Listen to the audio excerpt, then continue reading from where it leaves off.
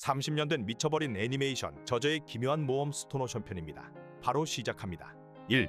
마스터베이션. 한 수용소에 쿵쿵거리는 소리가 들리는데요. 사람들은 시끄럽다며 소리치는 모습을 보입니다. 그리고 침대에 머리를 박으며 쿵쿵대던 여자는 교도관에게 못 볼 것을 보여주었다 말하는데요. 옆 감옥에서 도대체 뭔 짓거리랬냐 물어보자 머리를 박던 여자는 망설이다 마스터베이션을 보여주었다 얘기합니다. 사람들이 낄낄거리며 자위하는 걸 보여주었냐 묻는데요. 왜 그런 짓을 했냐 묻자 자위녀는 쇠창살을 보자 갑자기 달아올랐다 얘기합니다. 젊은 교도관에게 그것을 보여주었다 하자 빤스는 어디까지 내렸냐고 물으며 주위 사람들은 놀리기 시작하는데요. 멘붕에 빠진 자위녀는 앞으로 다시는 자위를 안 한다는 얘기를 하며 다른 감방 동료에게 니놈 약지를 보니 니녀는 프로급이라 말합니다. 자위녀의 이름은 조리녀쓰며 어깨에 별문신을 한 모습을 보입니다. 2. 이감. 이감되는 순간 어떤 범죄로 들어왔냐 묻자 자위녀 조리는 자신은 무죄라 하는데요. 변호사와 만나는 조린에게 변호사가 저조라 말하자 그 이름 부르지 말라며 자신은 무죄라 얘기합니다. 그리고 자신은 잠깐 오토바이만 빌려 탔을 뿐이라 하는데요. 조린은 엄마를 걱정하는 모습을 보이며 차인물에서 한 물건을 발견합니다. 이상한 모양의 앵마기 펜던트는 이혼한 아버지가 문제가 생기면 너에게 주라고 말했다 하는데요. 말하는 순간 앵마기 펜던트가 조린의 손가락 빵꾸를 내버리며 열이 받은 조린은 앵마기를 하수구에 던져버립니다. 해양학자인 너의 아버지는 아프리카에 있다며 어머니가 아버지에게 돌아오라 연락을 했다고 하네요. 3. 그린 돌핀. 조린은 수용소 옆방에 있던 동료와 함께 그린 돌핀 수용소로 옮겨지는데요. 이동 중 자동차 앞쪽에 들을 수 없는 교도관들의 대화 내용을 혼자 듣는 모습을 보입니다. 옆방에 있던 동료는 너 재미있다며 에르메스 코스텔로라며 자신을 소개하는데요. 그리고 에르메스는 조린에게 수용소를 갈 거라면 돈이 필요할 거라며 고준비했냐 묻습니다. 조린은 그런 걸 어디 숨겨오냐며 설마 2개의 구멍 중 하나냐 묻는데요.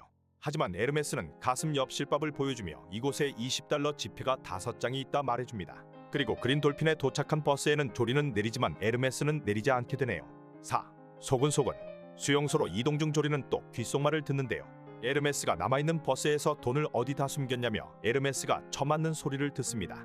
그리고 아버지가 준 앵마기 펜던트 때문에 생긴 상처에서 실이 나오며 버스로 연결되는데요. 에르메스가 계속 처맞으며 가슴을 노리며 위험해지자 조린의 의지인지 실밥이 교도관의 귀를 잘라버리며 교도관이 들고 있던 지폐가 조린의 손으로 넘어오게 됩니다.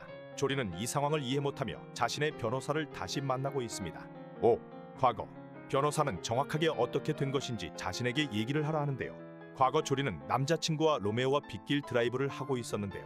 로메오는 운전 중 조린이 먹던 술을 달라 말하는 순간 교통사고가 나며 한 남자가 하나님께 가버립니다. 사람이 죽자 조린은 경찰에 신고를 하려 하는데요. 로메오는 죽어도 안 된다며 조린에게 신고를 하지 말라 부탁하는 모습을 보입니다. 그리고 날 사랑하는 게 맞냐 하는 순간 길가에 차가 나타나는데요.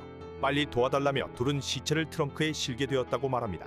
그리고 조린은 로메오가 뭐라고 했냐 하자 변호사는 차를 도둑 맞았다고 얘기했다고 하네요. 6. 사법거래. 변호사는 사법거래라는 게 있다며 너가 술을 마신 걸 인정하면 집행유예로 넘겨준다 얘기했다고 하는데요. 이건 거래라며 안 그러면 실형을 받게 되니 거래를 승낙하라 조언합니다. 그리고 재판에서 조린은 음주를 인정하자 재판부는 조린에게 15년의 실형을 세려버리는데요. 이게 어떻게 된 거냐며 변호사에게 묻자 변호사는 표정이 바뀌며 잘 지내라며 떠나는 모습을 보입니다. 그리고 밖에서 변호사는 조린의 남자친구였던 로메오를 만나고 있는데요. 부자 아버지를 둔 걸 감사하라 말하며 조린은 분노에 불타오르는 모습을 보여줍니다. 7. 깜빵. 조린은 깜빵에 도착하였는데요. 똥 싸는 중에도 식사 중에도 너를 부른다 말하며 교도관은 센 척을 하기 시작합니다. 소지품 검사의 옷을 벗고 아주 적극적으로 임하던 중 창밖으로 변호사를 보게 됩니다. 그리고 교도관을 통해 변호사에게 편지를 전해주는데요. 시원하냐며 앞으로 땀은 계속 날 거라 편지에 써 있으며 변호사는 편지를 버리고 차를 타고 가버립니다. 하지만 조린은 실 사용법을 익혔는지 변호사 모가지를 실로 졸라버리며 변호사를 골로 보내버리네요. 8. 생활. 깜방 생활 교육을 마친 조린은 206호 방으로 배정되는데요. 아내는 룸메이트 쭉방 언니가 조린을 바라보고 있습니다. 요로시쿠라 얘기하며 1층에 자리를 잡으려고 하자 깜빵 동료는 쌍욕을 하며 공격을 하는데요. 거긴 내 자리라 말하며 자신의 짐을 1층으로 내려놓습니다. 거기엔 조린의 아버지가 준 앵마기 펜던트가 있었는데요. 룸메이트는 재테크의 달인인지 이건 신입에게 2달러 주고 산 거라며 네가 사갈 거면 200달러에 판다고 얘기합니다. 조린은 너무 많은 일을 겪었다며 잠이 들지만 룸메이트가 귀신처럼 쳐다보고 있는 모습을 보입니다. 9. 모욕. 딴 사람인지 룸메이트는 급 착해진 모습을 보이는데요. 자신은 개슬하며 아까는 미안했다고 앵마기를 보여주며 안에 사진이 있는지 확인해보라 합니다. 조울증이 있는지 자신은 처음 본 사람이 무섭다며 앞으로 잘 지내보자 하는데요. 이제 조식 시간이라며 룸메가 나가고 옷을 입으려 하자 바닥이 다 젖어있고 조식은 모두 품절되었습니다. 조린이 왜 밥이 없냐 따지자 자는 것도 네 자유이고 일찍 오는 것도 네 자유라며 배시고는 대답하는데요. 조린은 룸메 게스가 버린 쓰레기에서 자신의 아버지 사진이 있는 걸 확인합니다. 그리고 게스는 짹짹이랑 놀며 제대로 미친 모습을 보여주네요. 10. 짹짹이. 게스는 짹짹이를 괴롭히고 있으며 조린은 짹짹이를 실로 납치하는데요. 짹짹이 목을 뜯어보자 짹짹이 목에서 잘린 사람의 팔과 발이 나오는 모습을 보입니다. 이미 짹짹이는 게스가 죽인 거였는데요. 게스가 다가오자 조린은 숨어버리며 역시 저 녀석도 앵마기 펜던트로 힘을 얻은 거라 생각합니다. 그리고 조린은 급 작아져버린 모습을 보이는데요. 게스는 짹짹이를 어떻게 가져간 것이냐며 작아진 조린을 던져버리고 쥐 시체를 입으라 합니다. 게스는 쥐 시체를 입은 조린에게 훈련을 하자 하는데요. 그리고 게스는 조린에게 이제 너의 이름은 조로키치라 말합니다. 11. 실내. 쥐옷을 입은 조린에게 게스는 이 문 끝에는 모든 문을 조정 가능한 곳이 있다 하는데요. 둘이 같이 탈옥을 하자며 조린에게 귀엽게 말끝에 줄을 꼭 붙이라 얘기합니다. 제대로 또라이인 게스는 조린을 내보내는데요. 교도관들을 피해 책상 밑으로 숨으나 갑자기 조린의 몸이 커지기 시작합니다. 게스와 거리가 멀어지면 몸뚱이가 커지는 것 같다며 조린은 교도관들을 속이고 다시 감옥으로 돌아가기 시작하는데요. 그리고 뛰어가는 조린 옆에 괴물이 나타나며 조린을 공격하기 시작합니다.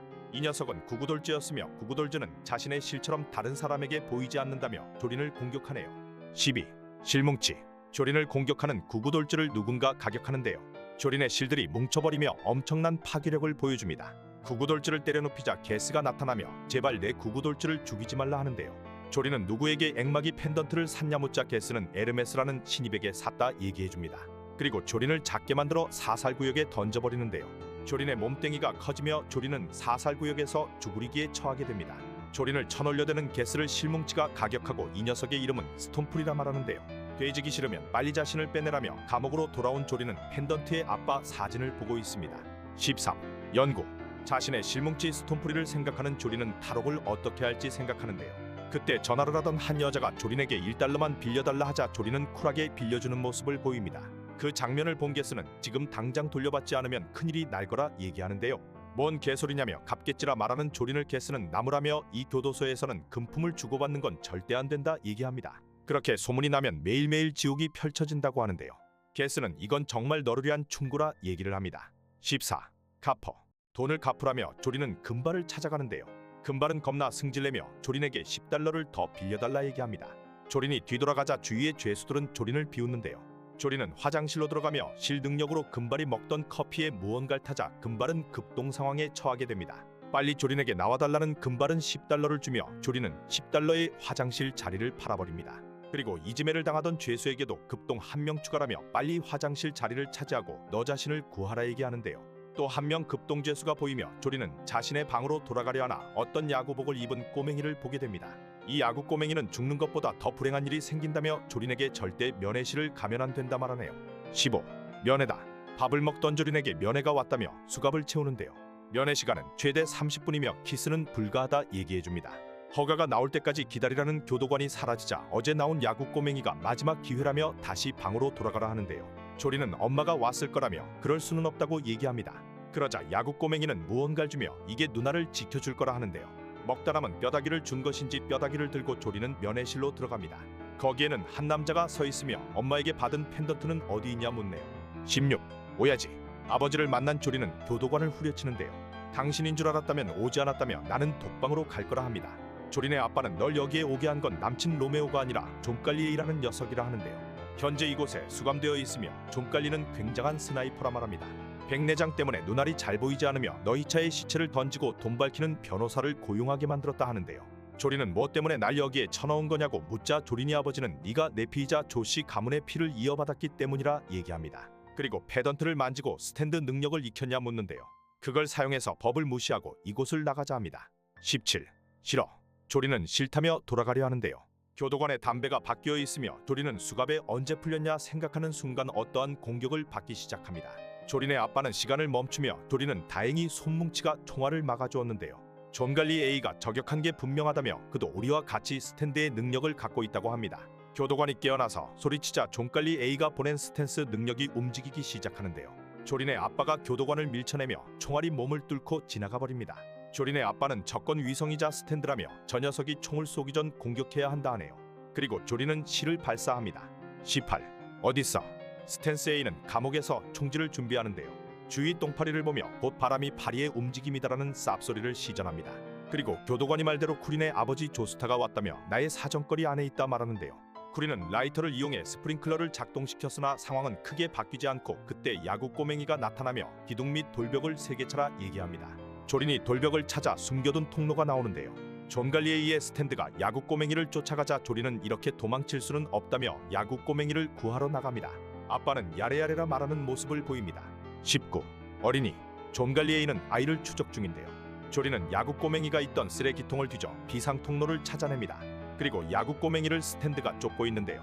아이는 파이프 배관으로 들어가 도망치나 존 갈리는 파이프 나사를 쏴버리며 아이를 노립니다.